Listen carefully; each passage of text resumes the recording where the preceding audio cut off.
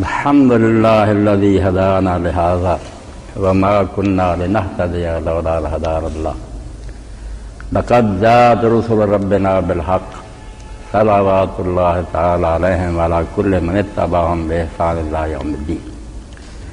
أما بعد فأعوذ بالله من الشيطان الرجيم. بسم الله الرحمن الرحيم. يا أيها الناس قد جاءتكم موعظة من ربكم وشفاء لما في الصدور وهدى ورحمة للمؤمنين. واجب التکریم اساتذہ کرام اور عزیز طلباء و طالبات، جیسے میرے عزیز فرما رہے تھے کہ اللہ کے رسول کی مدح و ثنا ہم کیا بیان کریں. اللہ کے رسول کی مدح و ثنا تو خود اللہ تعالیٰ نے بیان کی ہے. اذا اللہ وثنا بالذی هو اہلہ فما مقدار ما یمدح الورا. مصر میں ہوئے ہیں عمر بن فارض رحمۃ اللہ علیہ، ولی ہیں بہت بڑے. وہ کہتے ہیں جب اللہ اپنے بندے کی خود تعریف کرے تو مخلوق کی تعریف کی کیا حیثیت رہ جاتی؟ کچھ نہیں. ہم ساری عمر بھی لگے رہنا تو اصل میں وہ مرزا غالب والی بات ہی صحیح ہے. غالب ثنائے خواجہ بیزداں گزاشتے ہیں، کہاں ذات پاک مرتبہ دان محمد است. ہم نے رسول اللہ کی تعریف اللہ پر ہی چھوڑ دی ہے. وہی اپنے نبی کی شان جانتا ہے، جو جانتا وہی بیان کر سکتا. ہم تو سمجھ ہی نہیں سکتے کہ اللہ نے اپنے حبیب پاک علیہ السلام کو کتنے بلند مقام عطا فرمایا. ہم امتی کیا سمجھے؟ ایک ایک حدیث پر لوگوں نے کتابیں لکھ دی، ایک ایک روایت آپ کی جو ہے حکمت کے وہ ہزار ہزار مسئلہ علماء نے نکالا. اب بھی موتی ختم نہیں ہوتی. اس لیے ایسے نبی امی علیہ السلام کی شان میں بس خاموشی جو ہے نا وہی بہتر ہے. اصل بات کی طرف ہمیں آنا چاہیے کہ رسول اللہ صلی اللہ علیہ وسلم آئے کیوں. تو اس سلسلہ میں چند لمحوں میں چاہتا ہوں میری بچیاں بھی، آپ طالب علم بھی سارے سنیں. بات وہ ہے جو مولانا جلال الدین رومی عالم اسلام کے بہت عظیم فرد ہیں. مثنوی ان کی قرآن کی جگہ لوگوں نے سمجھی مثنوی ہے، مانوی ہے، مولوی ہست قرآن در زبان پہلوی کہ فارسی میں یہ قرآن ہی سمجھو. 24 جلدوں میں مولانا شریف ثانی رحمۃ اللہ نے اس کی شرح لی، سب لفظ بلفظ میں نے پڑھی ہے.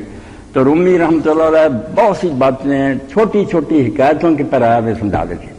اب نبوت جو ہے نا اس کا مقام سمجھنے کے لیے نبی ہے کیا اور اس کی ضرورت کیا. کتنی ہم پیغمبر کی شخصیت فرماتے ہیں کہ کچھ آپ جیسے طالب علم کشتی میں سوار ہو گئے، ہوا موافق تھی، موسم خوشگوار تھا، تو ملا سے کہہ رہے ہیں بابا جی آپ نے نحو پڑھی ہے؟ اب بابے کو کیا پتا تھا کہ نحو کیا، صرف کیا، منطق فلسفہ. کوئی سوال کیے، بابا کہتا رہا نہیں بیٹا میں نے تو نام ہی سنے. مذاق اڑانے لگے کہ بابا جی آپ کی تو آدھی عمر جائے گی، آپ پھر دنیا میں کیا آئے. اتنے میں ہوا مخالف ہو گئی، طوفان آ گیا، کشتی غرق ہونے لگی. تو بابا جی نے پوچھا بیٹا آپ نے تیرنا سیکھا؟ کہنے لگے نہیں. تو وہ کہنا کہ میری تو آدھی گئی تھی، آپ کی اب ساری گئی. تو اس لیے یقین جانیں ہمارے یہ سارے علوم و فنون یہ کالجوں اور یونیورسٹیوں ہم جو کہ پڑھتے ہیں ان کو ہم غلطی سے علم کا نام دے دیتے ہیں، اور یہ اس طرح بہت غلط استعمال ہو رہی ہے. لوگ ایکسپلائٹ کر رہے ہیں کہ قرآن و سنت میں جو علم کی فضیلت ہے نا اس کو ان علوم پر منطبق کر دیتے ہیں. یہ فنون ہے، بے قدری نہیں ان کی. انسانی زندگی کے لیے بالکل ضروری ہے کہ لوگ یہ چیزیں جو ہے ان کی واقفیت حاصل کریں، مگر یہ وہ علم نہیں جس کا اللہ کہتا ہے کہ تیرے پاس علم آیا. وہ علم جو ہے نا جس سے سیکھے بغیر ساری زندگی بیکار ہے، وہ پیغمبر کا علم من بعد ما جاءکم العلم. وہ عام علم نہیں، اے نالج نہیں، دی نالج ہے. وہ خاص علم جو اللہ نے اتارا وہی کرے. قرآن صرف اس کو علم کہتا اور اس کی حضور علیہ السلام کے ذریعے تبلیغ ہوئی ہے. اس کو بتایا کہ علم آنے کے بعد جو بھٹکیں گے ان کی کوئی نجات نہیں ہوگی، کوئی عذر نہیں سنا جائے. تو اس لیے میری بچیاں بچے سب سنیں کہ ہم سارا علم پڑھ لینا، دنیا جہان کی ڈگریاں حاصل ہو جائیں، دانشور بن جائیں، PhD بن جائیں. کیا ہے وہ سادی کہتا ہے علم قراب حق نہ نمایاں جہالت است. جس علم سے حق کا راستہ نہیں ملا، آدمی اپنی زندگی کا مقصد نہیں سمجھ سکا، یہ نہیں پتا چلا کس نے بھیجا، کیوں بھیجا، بعد میں کیا بنے گا، وہ علم نہیں ہے، جہالت. علم اس کا نام ہے جس سے پتا چلا کہ ہمارا آغاز کیا، کس طرح بنے. اب یہ جو ہے نا علم والے اسی میں پھنسے ہوئے ہیں کہ جرثومہ بائی چانس پیدا ہو گیا، نمی سے اس سے آگے پھر ارتقاء ہوتا رہا. کن بکواسوں میں پڑے ہوئے، اللہ کو نہیں مانتے جو مبدا ہے. کہاں سے آئے؟ اللہ نے پیدا کیا. وہ خالق و مالک کیوں پیدا کیا؟ اس معاش کے لیے کہ یہاں زندگی کیسے گزاریں. وہ مبدا تھا کہ ہمارا آغاز اللہ. کیسے زندگی گزاریں؟ رسول وہ نظام لے کر آتا ہے کہ یہ کرنا یہ نہیں کرنا. معاد کہ جائیں گے کہاں، یہ آخرت، اس کی خبر دیتا. تین ہی علم اصلی، مبدا، معاش اور معاد. اگر یہ نہیں ہم سیکھ سکے تو کچھ نہیں سیکھا. یہ سارا کچھ ذرا سب بیکار ہے. اسی لیے علامہ اقبال رحمۃ اللہ علیہ چیختے رہے کہ یہ جن کو تم علوم کہتے ہو، جن کے در پہ ہو کہ ڈگریاں مل جائیں، سارا یہ کیا ہے؟ وہ علم نہیں، زہر ہے حرار کے حق میں، جس علم کا حاصل ہے جہاں میں دو کفے جاؤ. برا نہ منائے، ہم سب لوگ پڑھتے ہیں کہ کچھ نوکری مل جائے، کچھ پیسے ملیں، گزار کرے، لیکن کسی نے ٹوکری اٹھا لی، کسی نے کتابیں بیچ لی. علم نہیں آیا کہ ہمیں پیدا کس نے کیا ہے، کیوں کیا ہے، بعد میں ہمارا انجام کیا ہوگا. یہ وہ علم ہے جو پیغمبر دیتا ہے. میں نے جو سورہ یونس کی آیت پڑھی نا، آپ نے سنا اس میں شفاء لما فی الصدور کا ذکر ہے. قرآن پاک میں صرف ایک موقع ہے جہاں اس بیماری کا علاج ہے جس شعبہ سے آپ متعلق ہیں. یہ بھی کوئی بری بات نہیں. جسم بھی اللہ تعالیٰ کا عطیہ ہے، ہمارے پاس امانت ہے، اس کی حفاظت، اس کو تندرست رکھنا یہ بالکل ذمہ داری ہے. اس لیے اس کے بارے میں پرہیز کیا ہے، حمیہ، یہ بھی تاکید کی کہ ایسی چیزیں نہ کھاؤ جو انسان کو ہلاک کر دے، یہ زہر ہے. اور اسی طرح مٹی کھانا، دوسری چیزیں کیوں منع کیجیے کہ انسانی جسم کو نقصان پہنچاتی. یہ بھی انہوں نے جسد کالا کا حقاً پیغمبر خدا فرماتے ہیں یہ جسم بھی تمہارے پاس اللہ کی امانت ہے، یہ حق ہے. جس کے بارے میں آپ نے سنا کہ عبداللہ بن عمرو بن العاص ہر روز روزہ رکھتے ہیں، ساری رات جاگتے ہیں. آپ نے فرمایا تیری آنکھوں کو بھی حق ہے، آرام کرنے دے، جسم کو بھی ریسٹ کرنے دے. تیری بیوی کا حق ہے، ملنے کے لیے جو آتے ہیں دین سارے پہلوؤں پر زور دیتا. یہ یکرخا پن کہ تم صرف عبادتیں کرنے لگ گئے. تو یہ انسانی بدن جو ہے اس کا جو علم الابدان یہ بھی بہت اچھا، مگر اس کا ذکر صرف ایک موقع پر اللہ نے کیا جو آپ حضرات کے اسپتالوں میں بھی لکھی جاتی، جو ابراہیم علیہ السلام نے کہا والذی اذا مرضت فہو یشفین، جب میں بیمار ہوتا ہوں تو میرا رب مجھے شفا دیتا. یہاں یہ جسمانی بیماری اور جسمانی علاج کی بات، ورنہ پورے قرآن میں آپ پڑھتے جائیں صرف ایک بیماری کا ذکر کرتا ہے، فی قلوبہم مرض، ان کے دلوں میں بیماریاں. اور یہ آج بھی جو میں نے پڑھی اس میں بھی کہا یا ایھا الناس قد جاءتکم موعظۃ من ربکم وشفاء لما فی الصدور وہدی ورحمۃ للمؤمنین. حد کر دی اللہ تعالیٰ نے اپنی کلام کی تعریف میں، اور جو رسولہ لے کر آیا کہ نوع انسان را پیام آخر. قرآن کوئی چھوٹی بات ہے، لوح محفوظ میں تھا، فرشتے حفاظت کر رہے تھے، شیاطین چھو بھی نہیں سکتے، وہاں قریب نہیں جا سکتے دفتر کے. وہاں سے جبریل امین لے کر آئے، اور وہاں بھی سورہ جن میں اللہ کہتا ہے آگے پیچھے فرشتوں کی گاردے میں لگا دیتا ہوں. یہ سرکاری خزانہ، اگر اس میں ایک لفظ کی کمی بیشی ہو جائے تباہ ہو جائے دنیا. اتنی حفاظت سے اترتا ہے کلام کہ فرشتے آگے بھی ہوتے ہیں جبریل کے، پیچھے بھی، اور اس وقت تک نہیں ہٹتے جب تک پیغمبر اس سے سن کر وہ صحیح حالت میں لوگوں تک نہیں پہنچاتا. پیرا رہتا ہے، رسل پیرا ہوتا ہے کہ کلام الہی میں رد و بدل ہو گیا، مخلوق تباہ ہو جائے گی. یہ جسمانی بیماریوں کو کیا کسی نے بد پرہیزی کی، بچہ یہی ہوگا نا کہ مر جائے گا، موت پر خاتمہ ہو جائے گا. مگر وہ بیماری جس کا قرآن ذکر کرتا، دلوں کا روگ، آپ دیکھیں کہ جسم جو ہے باڈی، آپ تو پڑھے لکھے لوگ ہیں، چند سالوں میں سیل پہلے ختم ہو جاتے ہیں، نئے آتے ہیں. سیل ختم ہو رہا ہے لمحہ بلمحہ، 6-7 سال کے بعد وہ آدمی رہتا ہی ان کے پہلے تھے جسمانی طور پر، مگر روح وہی رہتی بچپن سے لے کے کوئی حافظہ کہ میں فلاں ہوں یہ ہے، اس میں کوئی تبدیلی نہیں آتی. اور مرنے کے بعد بھی اس کو بقا ہے، پناہ نہیں ہوتی برو جاننے کے داد ان بازش لگی. اللہ کہتا ہے جو ایک مرتبہ جان خدا نے دے واپس کیوں لے گا؟ نہیں واپس لیتا. شکل بدل جاتی ہے کہ وہ لباس پرانا اتار دیتی ہے، نئے روپ میں چلی جاتی ہے، مگر اگلی دنیا میں وہ بالکل اسی طرح ہوتی ہے جس طرح اس دنیا میں، اسی طرح شعور، اسی طرح عقل، ہوش، حواس، وہ سب جانتا کہ میں فلاں ہوں، یہ کرتا رہا ہوں، میرے فلاں عزیز تھے. بلکہ اللہ کے رسول علیہ السلام نے خبر دی جب کوئی مرتا ہے اور اس کی روح عالم رواح میں لے جائی جاتی ہے، نیک ہو گئے تو پہلے جتنے گئے سب کو اطلاع ہوتی ہے، وہ ملنے کے لیے آتے ہیں، بھائی بہنیں باپ دوست سب اکٹھے ہو جاتے ہیں. اور جیسے نئے آئے سے باتیں کرتے وہ پوچھتے ہیں پھر کہ فلاں کا کیا حال تھا. فلاں ایک آباد دنیا، صرف ہمارے جغرافیہ میں نہیں، کہاں ہے اللہ نے رکھا ہوا، ہم یہاں رہ رہے اس دنیا میں رہ رہے ہیں بالکل اسی طرح. تو اللہ کے رسول علیہ السلام فرماتے ہیں جب وہ پوچھتے جاتے ہیں تو کسی ایسے کا ذکر بھی آ جاتا ہے جو اس سے پہلے مر گئے، تو وہ کہتے ہیں فلاں کا کیا حال تھا، وہ کہتا ہے وہ تو میرے سے پہلے مر گئے. تو پھر غمگین ہو جاتے ہیں کہ اگر مر گیا اور ہم نے شامل نہیں ہوا تو چھانٹی ہو، وہ بدقسمت دوسری طرف نکل گیا، وہ تو اب نہیں مل سکتا. اس لیے آباد ہے دنیا. تو جس جسم کی شفا کے لیے ہم فکر مند ہیں کہ باڈی کا علاج کریں، بڑے شعبے بنے، ماشاء اللہ آپ نے بڑی ترقی کی ہے، اور یہ عبادت ہی کہ انسانی جسم کی درستی کے لیے محنت کرنا، اس کا علاج معالجہ کرنا. دین بھی کہتا ہے غذا، اور دوسری طرف ہنجا لفظ ہے کہ بچاؤ، کہ ان چیزوں سے پرہیز کرو، یہ نہ استعمال کرو. اور اسی لیے مولانا غلام رسول سعیدی صاحب اب بریلوی عالم ہے کراچی میں، ٹھیک بات کہی انہوں نے. وہ کہتے ہیں وہ بحث ختم ہوگی کہ سگریٹ اور تمباکو حلال حرام، بالکل حرام ہے کرتے. یہ زہر قاتل ہے، لوگ پی رہے، سرطان ہے، کینسر ہوتا ہے. ڈاکٹروں کے اتنے حوالے انہوں نے دیے کہ اب اس تحقیق کے بعد یار یہ زہر پھانکنے والی بات، کیوں تمباکو استعمال کرے. تو دین جو ہے وہ بدن انسانی کی حفاظت کا بھی ہمیں پابند کرتا ہے کہ یہ اللہ کی امانت ہے، تمہارے کسی چیز کو نقصان نہ پہنچاؤ، آنکھوں کو، کانوں کو، دل دماغ اور جسم کو بچا کر رکھو. اس لیے آپ کا علم بھی جو ہے بہت قابل قدر ہے. مگر وہ بات جو میں نے رومی کی کہی کہ آپ یہ جو آدھی عمر بچاتے بچاتے یا کہتے ہیں ضائع پوری برباد کرے، ڈوب جائے، کیا فائدہ. علم وہ حاصل کرنا چاہیے جس کو قرآن کہتا ہے کہ دلوں میں مرض ہے اور اس کا علاج کیا ہے. 4 چیزیں اس میں آئی، میں مختصر بیان کر دیتا ہوں. قرآن پاک پر آپ لیکچر میں اپنے اساتذہ سے سن، اللہ کہتا ہے یا ایھا الناس، لوگو قد جاءتکم موعظۃ من ربکم، تمہارے رب کی طرف سے یہ جو ہے نا نوع انسان را پیام آخری. جس کے بعد میں نے سلسلہ ہی بند کر دیا کہ اب بات چیت کا کوئی فائدہ نہیں، جو کرنی تھی میں نے آخری کر دی ہے. ہاں ملے وہ رحمت للعالمین، اس کو لے کر آنے والے بھی کون؟ کلام بھی ہدی للعالمین، اور لانے والا بھی رحمت للعالمین. نہ اس سے بہتر کوئی پیدا ہوا نہ ہوگا، لانے والا بھی بے مثال اور کلام بھی ایسا. تو اس میں اللہ کہتا ہے لوگوں تمہارے پاس آ گئی موعظہ. موعظہ کیا ہے کہ جو آدمی پہلے برائیاں کرتا، واعظ اور نصیحت میں ڈانٹ کا معنی ہوتا کہ سختی سے لوگوں کو کہا جائے کہ ان چیزوں سے بچو، تباہ ہو جاؤ. تو بالکل ایسی ہدایتیں ہیں کہ یہ نقصان دہ ہیں روح کے لیے. جو فانی جسم ہے نا، اس کا فکر ہے، تمہیں روح کی فکر نہیں کرتے جس نے ہمیشہ بھگتنا، یا آگ میں جائے گی یا جنت میں جائے گی.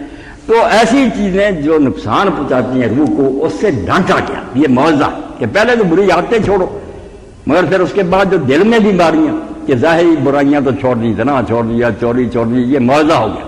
اب جو دل کے اندر روگ ہے، کسی کے اندر تکبر ہے، کسی کے اندر حرص ہے، کوئی حسد میں مبتلا ہے، ایسی بیماریاں مہلک جس نے معاشرہ کو برباد کر کے رکھا. پوری دنیا میں کرپشن اور بدماشی اسی لیے کہ لوگ حرص و حوص کے بندے. اس کا علاج شفاء لما فی الصدور، یہ ظاہری بیماریوں کا علاج نہیں، جو سینوں میں روگ ہے نا اس کا علاج. جب دونوں چیزیں ٹھیک ہو گئی، باہر کی بری عادتیں بھی چھوڑ دی، اندر سے بھی بری چیزیں ختم کر دی، اخلاق درست کر دی، اب رہنمائی چاہیے کہ کیا کروں. پھر یہ بیماری تو جاتی رہی، غذا کیا ہے کہ میں پھر نیکی میں آگے جاتا. اس کا کہا وہ خدان قدم قدم پر یہ رہنمائی دے گی، گائیڈ بک ہے، بتائے گی کدھر جانا ادھر نہیں جانا. اور نتیجہ کیا ملے گا، پھر انجام کیا ہوگا؟ وہ فرما دیا رحمت للمومن، جو مان جائیں گے اس پر چلیں گے رس ہدایت کی پیروی، ان کے لیے رحمت. یہاں بھی ہوگا معاشرہ رحمت کا مستحق اور آخرت. 4 چیزیں آ گئی کہ برائیوں سے سختی سے روکنے والا، دلوں کے روگوں کا علاج کرنے والا، اور پھر رہنمائی کرنے والا، اور آخرت میں اور اس دنیا میں پھر رحمتوں کی بشارت دینے والا کہ خوشیاں خوشیاں اللہ کی مہربانیاں ہوگی. تو یہ کلام اللہ کے رسول علیہ السلام لے کر آئے، آپ نے یہ ہمیں پہنچایا. اور اللہ کے رسول علیہ السلام نے یہ صرف کتاب نہیں پہنچائی، کتاب تو یہ بھی اللہ کر سکتا. کفار یہ کہتے تھے اگر اللہ کا کلام تو فرشتوں کے ذریعے باندھ دیں، کوئی ہوائی جہاز آئے، کتاب گرا دی جائے، اللہ کی مہریں لگی ہوئی ہیں، ساری دنیا مان لے کہ واقعی آسمان سے آئی. کیسی بات تھی، کافر مسلمان ہو جاتے. مگر اللہ تعالیٰ نے کہا نامرادو، اگر صرف کتاب تقسیم کرنی ہوتی تو یہ کام ہو جاتا، میں آسمان سے گرا دیتا، تم کتاب پکڑ لیتے. مگر کتاب پر پریکٹیکل کر کے نمونہ ذکر کون دکھاتا؟ کتاب کے بارے میں جھگڑے شروع ہو جاتے کہ اس کا یہ معنی، یہ معنی کیا بنتا ہے. کتاب جو ہے نا، اس کا جو خواب ہے وہ شرمندہ تعبیر نہ ہوتا، پریشان ہو جاتا. کوئی کچھ معنی. اب بھی یہ حال ہے، جو رسول کو درمیان سے ختم کرنا چاہتے ہیں، اللہ کی قسم وہ اتنی گمراہی میں مبتلا، بنے دانشور ہے. آپ کے ٹی وی پر آتے ہیں، بڑا پروجیکٹ کیا جا رہا ہے، مگر نامرادوں کا حال یہ کسی ایک بات میں بھی متفق ہو سکتی. جب وہ روشنی جاتی رہی جس نے متفق کرنا تھا، کہاں سے روشنی ملی؟ جنہوں نے اس ملک میں سب سے پہلے یہ شوشہ چھوڑا کہ نبی کی کوئی ضرورت نہیں، وہ کتاب پہنچانے کے لیے آیا تو ہمیں دے دی، ہم آپ خود سمجھ سکتے ہیں، منکرین حدیث ہو. ان کا پہلا جو بانی تھا وہ عبداللہ چکڑالوی تھا، چکڑالہ میاں ولی، وہاں گمراہ ہو گیا. اس نے ایک کتاب لکھی قرآن کی نماز، حلف اٹھا کر کہ میں اللہ کو حاضر ناظر کہتا ہوں، سنت غلط ہے، حدیث غلط ہے، قرآن یہ نماز بتاتا. اس کے آگے جو گروہ پیدا ہوئے 4، رفیع الدین ملتانی، عصمت علی، یہ 4 اٹھے رمضان، مصری رمضان، انہوں نے ان کی کتابیں لکھی، قسم اٹھائی کہ قرآن یہ کہتا. چاروں کی نماز کی ایک بات کی جو اس میں اتفاق نہیں، شروع سے لے کر نہ دعائیں نہ رکوع نہ سجود، کوئی کہتا ہے ایک رکوع ہے، کہتا ہے دو رکوع ہیں، کوئی کہتا ہے سجدہ بھی ایک ہی ہے، کوئی کہتا ہے صبح کی نمازیں مشرق کو منہ کر کے قرآن سنت کو چھوڑنے سے، اور یہ نامراد یہ کہتے ہیں حدیث نے تو فساد ڈال رکھا، کوئی رفع اذان کرتا کوئی نہیں، اور ظالموں سنت کی برکت سے ساری امت جو ہے نا اس کا بنیادی جو ڈھانچہ نماز کا ایک ہے، یہ میں نمونے کے طور پر آپ کو کہوں کیونکہ یہ فتنے عام ہیں، سنت کو چھوڑ کر گمراہی میں ٹھوکریں کھائیں گے لوگ، نماز پر بھی اتفاق نہیں ہوگا، کسی بات پر کس شے پر جمع ہوگی، کون سی اتھارٹی ہے؟ اسی لیے اللہ نے کتاب نہیں اتاری، اس کے ساتھ انسپیکٹر بھیجا، رہنما بھیجا جس نے کر کے دکھایا۔ قرآن نے کہہ دیا نماز جو ادا کرو، مگر اس کی رکعتیں کتنی ہیں، کون سی چیز پہلے کیسے کرنی، اللہ کے رسول نے کرنی۔ اب لوگ پوچھتے ہیں کہ اختلاف کیوں؟ اختلاف جن ظالموں نے ہے نا اس کو پھیلایا ہوا، مولویوں نے، وہ دشمن ہیں دین کے، یہ جانتے ہی نہیں کہ دین جو ہے نا اس میں جو بنیادی باتیں نماز کی وہ ساری دنیا میں گھومتے، میں گھوماؤں سارے فرقوں کا مجھے علم ہے، یہ مسجد رومان جو ہے یہ آبادیوں کا ہے، وہاں کے قاضی اور سلطان آبادی خارجیوں کی شاخ ہے، خارجی صرف اس علاقے میں، وہاں کے بادشاہ بھی خارجی ہیں، وہاں کے قاضی بھی، علماء بھی، سارے نماز اپنے طریقہ پر پڑھتے ہیں، تفسیریں لکھی ہیں وہ بھی میں نے حاصل کی، یہ کچھ علاقوں میں شیعہ حضرات، کسی جگہ اہل حدیث ہے، کسی جگہ سنی، بھائی آپ اتنے لوگ بیٹھے ہیں دنیا میں بھی گھومتے، انسان ہی سب کہلاتے ہیں، کسی کا قد چھوٹا ہے، کسی کا بڑا، کوئی خوبصورت ہے، کوئی بدصورت، مگر ان پر سارے پر انسان کا لفظ نہیں بولتا، انسانیت میں مشترک۔ اسی طرح نماز جو ہے نا اس کے کچھ حصے ہیں جن کو کہا جاتا واجبات ارکان، کمپلسری، لازمی ہیں، جن کے بغیر نماز نہیں، جیسے انسان کی میں نے مثال دی، وہ ساری دنیا کے مسلمانوں کے، اس میں کوئی اختلاف نہیں ہے کہ ان کے بغیر نماز نہیں، وہ شیعوں کی نماز میں بھی ہے، اہل حدیثوں کی بھی ہے، بریلویوں کی بھی ہیں، دیوبندیوں کے ہیں، خارجیوں کے ہیں، ایک کہ نماز شروع ہوگی تو اللہ اکبر سے شروع ہوگی، یہ تکبیر تحریمہ سب مانتے ہیں کہ رکن ہے، اس کے بغیر نماز نہیں چلتی۔ اس کے بعد کہ یہ نماز اگر تندرست ہے تو فرض نماز قیام کی حالت میں پڑھے گی، کھڑا ہو کر پڑھے گا۔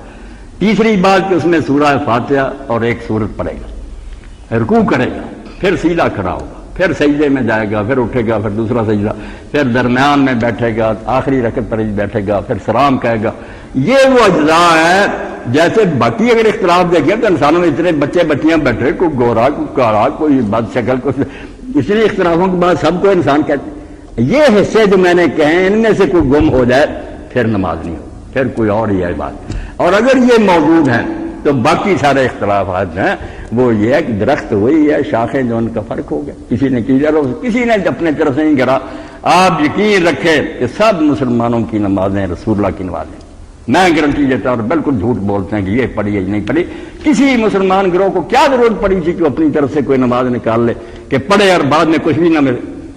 حضور نے پڑھی ہے، صحابہ نے پڑھی ہیں، علماء نے پڑھی ہیں، سب کا کتابوں میں ذکر ہے۔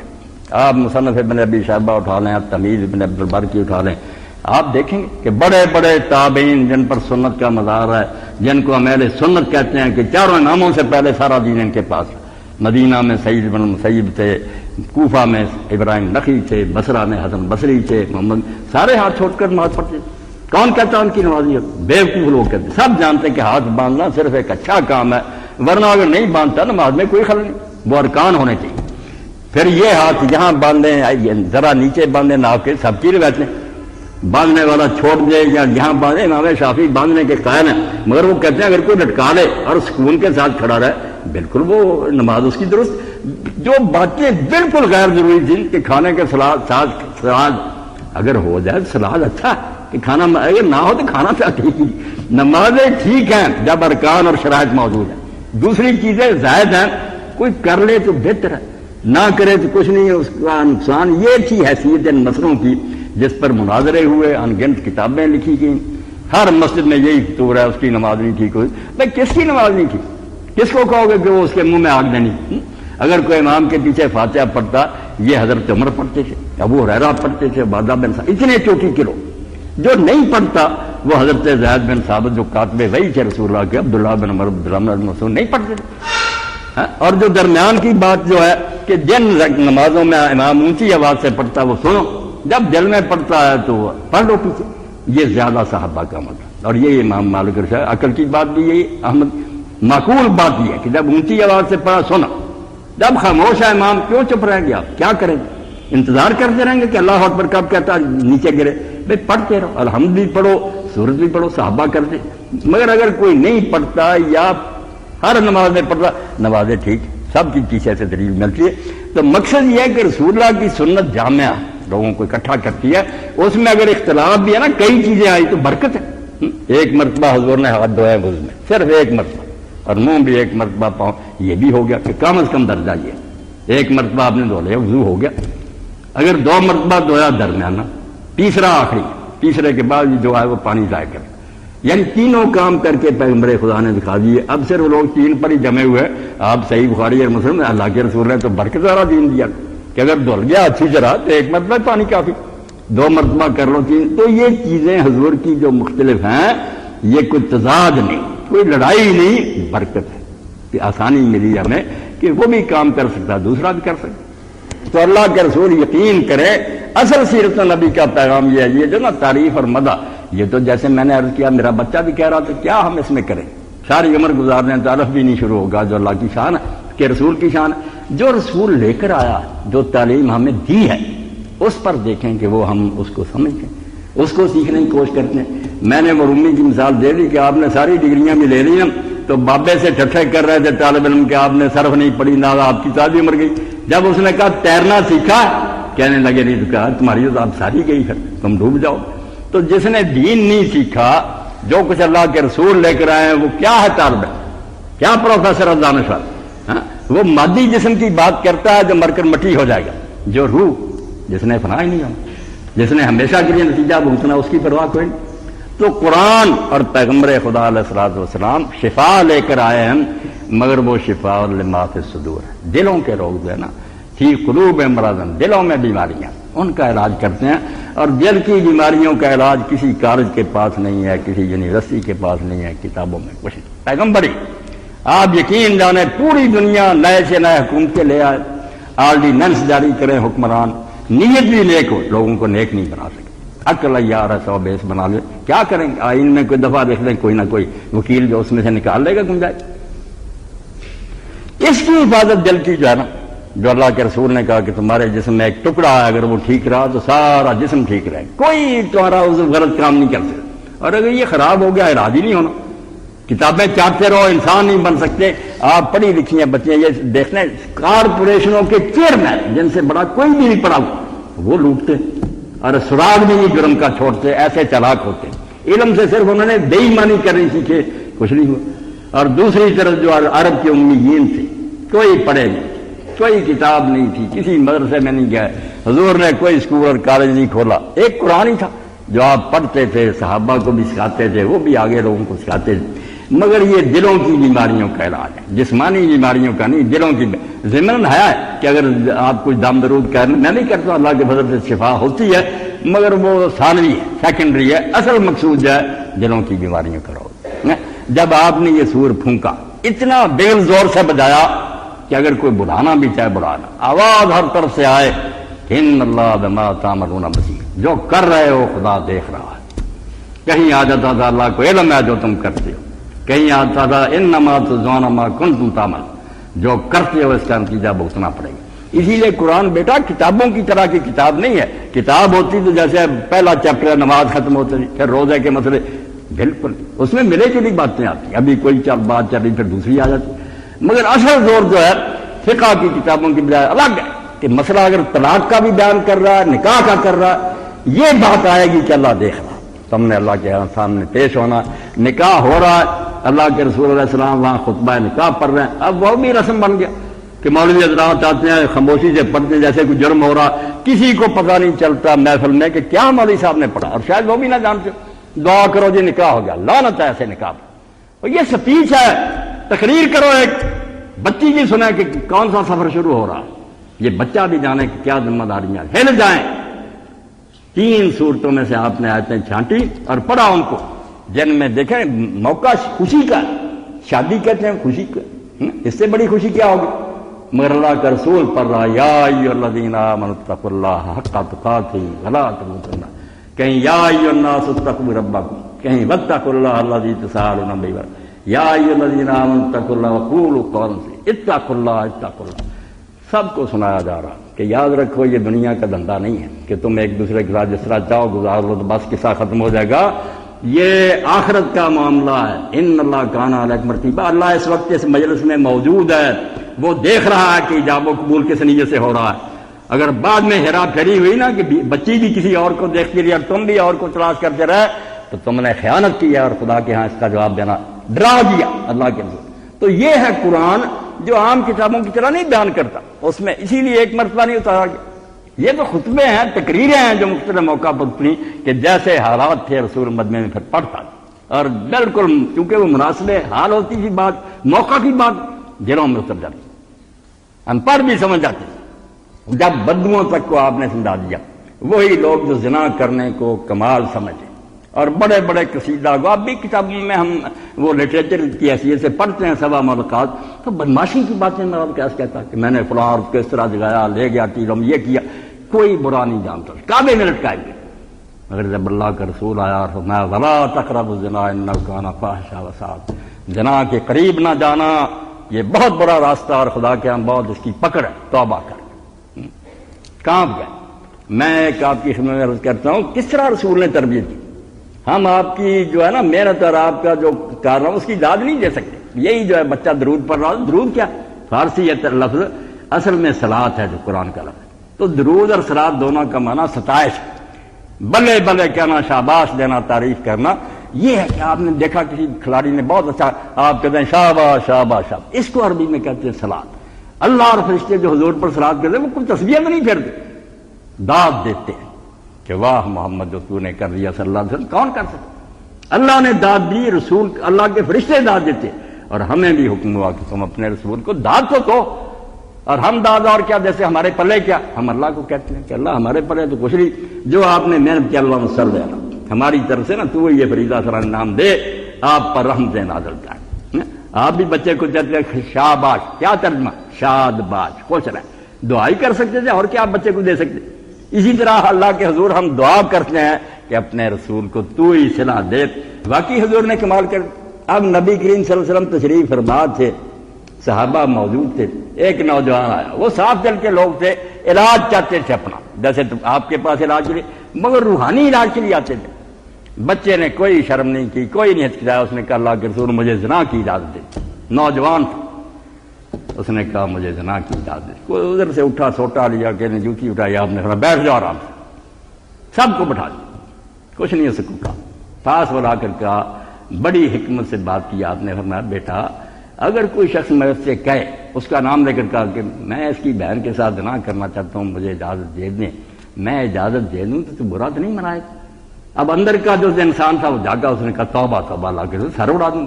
اسی طرح دو چار رشتے آپ نے گنے, تیری ماں بہن وغیرہ, اس نے تو بالکل لال پیلا ہو گیا. تو فرمایا بیٹا اسی طرح جن سے تو زنا کی اجازت مانگتا وہ بھی تو کسی کی بہن اور بیٹی, یہ تو لاجیکل بات تھی. پھر اللہ کے پیغمبر کے پاس اصل اصلہ تھا, آپ نے یہاں سے لے کر اس طرح ہاتھ پھیرا اور اللہ سے دعا کی کہ اللہ تعالیٰ اس کی شرمگاہ کو محفوظ کر, بدکاری سے اس کو بچا دے. اس کا نتیجہ یہ ہوا کہ ایک وہ تلقین عقلی, اور دوسری دعا کہ صحابہ کہتے ہیں ہم نے پوری زندگی اس بچے کو پھر اپنے انگوٹھے سے نظر ہٹائے نہیں دیکھا. انگوٹھے پر نظر جم گئی, اس نے پھر نظر نہیں دیکھا. حضور نے یہ علاج کی ہے کہ لوگوں کے روگ ختم ہو, اندر کے روگ, روح کو زندہ کر دیا کہ اب تم قبر میں جاؤ, اگلی دنیا میں جاؤ, جسم مر جائے, مٹی ہو جائے, کیڑے کھا جائیں, روح باقی رہے گی, تم یا راحت میں رہو گے یا رنج میں رہو گے. یہ حضور علیہ السلام نے تلقین کی. ایک دو باتیں عرض کر دوں کہ اس کا اثر پھر کیا ہوا. حضرت عمر رضی اللہ تعالیٰ عنہ کے بیٹے عبداللہ سفر کر رہے تھے, دوپہر کا وقت, اب عرب کی گرمی اور گرمی کے دن, اس میں وہاں تو لو چلتی, اب تھوڑا بہت انتظام ہو گیا پنکھے وغیرہ, وہ صحرا, دوپہر کے وقت ایک شخص بکریاں چرا رہا. رمضان شریف کے دن میں میری بچیاں سنیں, آپ سنیں, اسلام نے کیا انقلاب پیدا کی, اللہ کے رسول دنیا میں کیا تبدیلی لائے. ساری حکومتیں زور لا, دو بندوں کو ٹھیک نہیں کر سکتی. بگڑا معاشرہ, زانی, شرابی, چور, سب ولی بن. تو سید قطب شہید رحمۃ اللہ علیہ کی بات ہے کہ محمد ابن عربی, محمد ابن عبداللہ صلی اللہ علیہ وسلم کا اصل کارنامہ یہ نہیں کہ آپ ایک اعلیٰ کتاب دے گئے, اصل کارنامہ یہ ہے کہ جب دنیا سے رخصت ہوئے تو عرب کی سرزمین پر لاکھوں قرآن چلتے پھرتے تھے. جو چل پھر رہے تھے نا انسان, وہ قرآن بن گئے تھے. یہ راز کسی کو نہیں معلوم کہ مومن قاری نظر آتا ہے حقیقت میں قرآن کے ساتھ میں ڈالتے وہی بات بولتے تھے جو اللہ کو پسند وہی کام کرتے قرآن چلتے تھے. تو عبداللہ رضی اللہ عنہ نے دیکھا کہ دوپہر کا وقت ایک سے بکریاں چرا رہی یہ اس کے پاس گیا اندازہ کرنا چاہا کہ حبیب رب العالمین اور سرور کائنات صلی اللہ علیہ وسلم نے کیا انقلاب برپا. اس سے کہا بھائی ہم مسافر ہیں کھانا کھانا چاہتے ہیں ہمیں ایک بکری دے دو ان بکریوں میں سے ہم ذبح کر کے کھا لیں.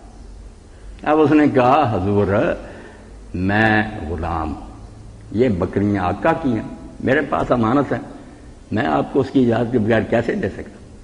حضرت عبداللہ نے امتحان کی خاطر کہا کہ تم یار آقا سے کہہ دینا کہ بھیڑیا لے گیا. اب یہ بات کوئی ناممکن بھی نہیں تھی وہ کہہ دیتا بھیڑیا لے گیا مالک مان جاتا. مگر اس غلام نے یہ کہا کہ حضرت میں مالک سے کہوں گا تو مجھ پر اعتماد کر تو مان جائے گا مگر جب قیامت کا دن ہوگا میں بھی آؤں گا وہ بکری بھی آئے گی آپ بھی آئیں گے اگر پوچھا جائے گا کہ وہ بھیڑیا کہاں جو لے گیا میرے پلے کوئی جواب ہے وہ جواب آپ مجھے بتائیے ایک ان پڑھ جو بدو تھا نا وہ کہہ رہا تھا. اور جب حضرت عبداللہ نے کہا کہ اچھا اگر تم ایسا نہیں کرتے تو ہم کھانا کھانے لگے ہمارے ساتھ کھانا کھا لو. رمضان شریف نہیں تھا کہ فرض روزے تھے. اس نے کہا حضور میں نے تو روزہ رکھا ہوا. انہوں نے کہا اس جھلستی لو میں اور اس گرمی میں تم نے نفلی روزہ رکھا ہوا. اس نے کہا جب میں نے قرآن میں یہ سنا اور پڑھا کہ اللہ اس نے کہے گا کلو وشربو ہنیئا بما سلفتم فی الایام الخالیہ کہ جو گزرے ہوئے دن نا تمہارے دنیا میں اس میں جو نیکیاں کر کر کے تم نے پیشگی بھیجی تھی آج اس کے شرح میں کھاؤ پیو مزے کرو. یہ کہے گا کہ اللہ کے گزرے ہوئے ایام میں جو تم نیکیاں بھیجتے رہے اس لیے حضرت ہم جیسے کوئی بھیجیں گے پھر ہی جائے.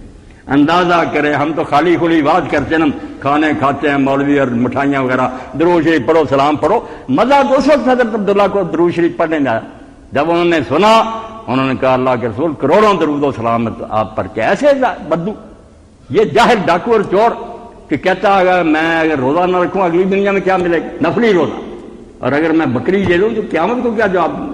کیا آپ پر کروڑوں سلام ہیں جنہوں نے جانوروں سے بدتر لوگوں کو انسان بنا دیا. تو آپ چونکہ شفا سے متعلقہ لوگ ہیں علاج معالجہ آپ کا منصب ہے اس لیے میں آپ کو یہ توجہ دلانا چاہتا ہوں کہ یہ بیماریاں ظاہر بہت تکلیف دیتی ان کا علاج بھی نیکی ہے. آپ خلق خدا کے ساتھ احسان کرتے.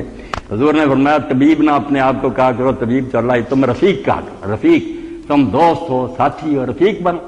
مریض آ گیا بھائی رفیق بن کر اس کا ساتھ دو کہ ایک ساتھی ہے یہ بیچارہ لاچار ہے. یہ تو نہ ہو کہ آ گیا اور آپ نے سمجھا بس ایک آسانی مل گئی ہے اب اس کو ہم لوٹ لیں اور اس کی کھال اتار لیں اور بڑے پھریں کہ ہم معالج ہیں خلق خدا کی خدمت کرتے کیا علاج کرتے.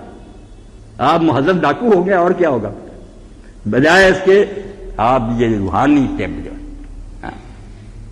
حکمت یونانیہ را خاندائی حکمت روحانیہ رحم. آپ نے یونانیوں کی طب وہی ترقی کر گئی نا پھر میڈیسن بن گئی. اب بھی لوگ یونانی طب پڑھتے کہتے ہیں یونانیوں کی حکمت پڑھتے ہو حکمت روحانیہ رحم. تو روحانی لوگوں کی حکمت بھی جو ہے اولیاء اللہ کی علماء امت کی قرآن و حدیث اس کو بھی پڑھیں یقین جانیں آپ کی دنیا بھی سنورے گی. ورنہ وہ بابے والی بات ہوگی کہ تم تو روتے ہو کہ میں نے یہ علم سرفناو نہیں پڑھے تیری آدھی عمر گئی تمہاری تو اب ساری گئی. جو تیرنا سیکھنا تھا وہ نہیں سیکھا مارے گا. تو قرآن و سنت نہیں سیکھیں گے کچھ نہیں آپ کی عمر ضائع جائے گی برباد جائے گی. اور آپ تو دن رات ہسپتالوں میں لوگوں کو مرتے دیکھتے. ابھی میں نے کل بھی دیکھا آج بھی دیکھا بڑے اپنے قریب اور دوست جو تھے ایک بھتیجا تہجد کے لیے اٹھا اٹیک ہوا مر گیا. بڑا نیک تھا یہ تو. ایک میاں صاحب ہمارے متولی تھے وہ صبح چلتے بنے. اس لیے کوئی نہیں جانتا کہ ہماری زندگی جو ہے نا آگاہ اپنی موت سے کوئی بشر نہیں. سامان 100 برس کا پال کی خبر کیا پتہ آپ کو ڈگری ملے گی یا اسی طرح مر جائیں. تو یہ بھی پڑھیں کوشش کریں خلق خدا کی بھلائی کی. مگر خدا کے لیے نا جو زندگی یہ مستعار ہے نا چند دن کے لیے یہ ملی اس میں کچھ کر لیں جو بعد میں کام آئے. علم وہ حاصل کریں جو آپ کے ساتھ جائے گا جو روح کی بقا کا ضامن ہے. صرف جسم انسانی جو مٹ جانے والا ہے اس کی فکر نہ کریں روح کے بچاؤ کی کریں. اور یہ علم نہیں حاصل کہیں سے ہوگا نہ کوئی ماں کا لال یہ لوگوں کو نیک بنا سکتا ہے. یہ صرف انبیاء علیہ السلام کی تعلیم ہے جو پہرا لگا دیتے ہیں کہ اللہ دیکھ رہا حساب دینا. آخر میں سن لیں کہ گئے گزرے زمانے میں بھی سلطنت عباسیہ میں بغداد گڑھ بن گیا تھا عیاشی کا، جیسے اب ہمارے حکمران ہیں، نعت گانے، یہ ثقافت ہے فلاں، بدماشی کا نام ثقافت ہے۔ بغداد ہے میرے بچوں، وہاں دارالحکومت میں بڑے بازار میں ایک نوجوان جو تھا ایک بچی کو تنگ کر رہا، اب کوئی اس کو نہیں روک سکتا تھا، سب کانپتے تھے کہ یہ بدماش آدمی ہے، کون اس سے الجھے۔ اتنے میں اللہ کا ایک نیک بندہ، دل سے جو بات نکلتی اثر رکھتی، بندے کے پلے کچھ ہونا چاہیے جو اثر ہو، وہ حضرت بشر بن الحارث حافظ، اللہ کے ولی ہیں بڑے۔ وہ بندہ بچہ نہیں جانتا تھا، وہ آئے اور انہوں نے لوگوں سے پوچھا کہ یہ کیا جم کٹا، انہوں نے کہا ایک بچی ہے، یہ آدمی تنگ کر رہا، ہم سارے اس کی بدماشی کو جانتے، کوئی اس سے بات نہیں کر سکتا۔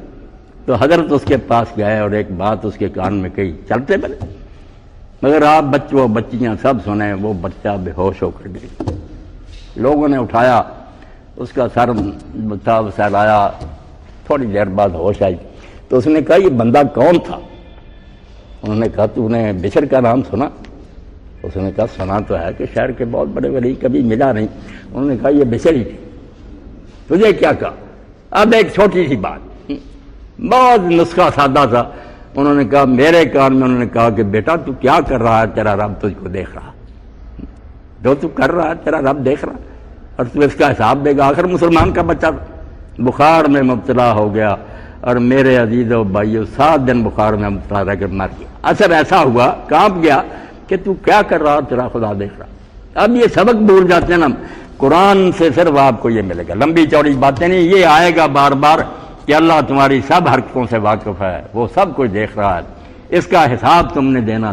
یہ ترین سوائے اللہ کے پیغمبروں کے مدرسہ کے کہیں نہیں ملتی، باقی ہر جگہ آپ کیڑے مکوڑوں کا پر، یہ انسان کی بیماریوں کا روحانی کا علاج خدا کے پیغمبروں کے پاس ہے۔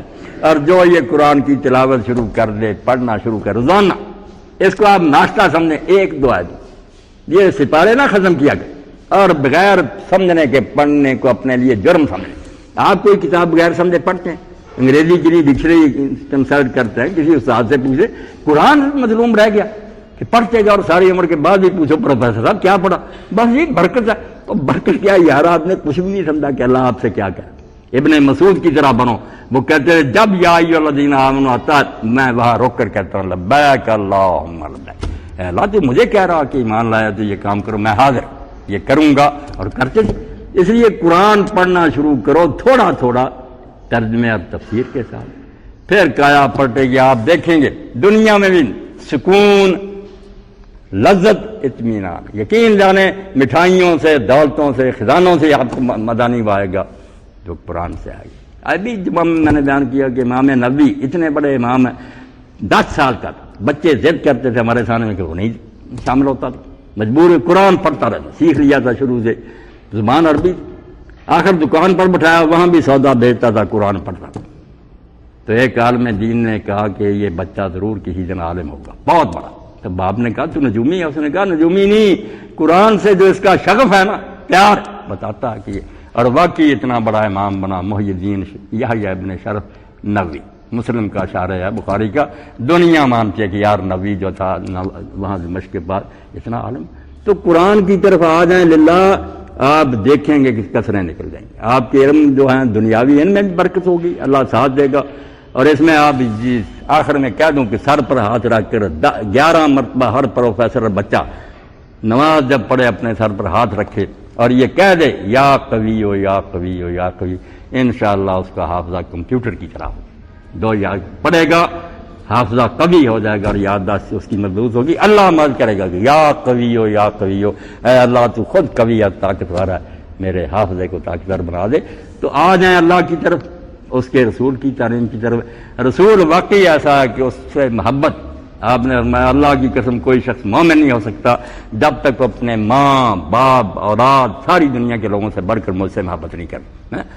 التولا چمی پرسی کے چیز خشک چوبے در پھیلا کے وہ گریز، یہ وہ واقعہ جو حسن بصری بیان کرتے تھے، رو پڑتے تھے، کہتے ہیں وہ درخت رویا سوکھا ہوا، کھجور کا تنا تھا، ممبر نہیں بنا تھا، حضور اس پر دستے مبارک رکھتے تھے، کھڑے ہو کر خطبہ دیتے۔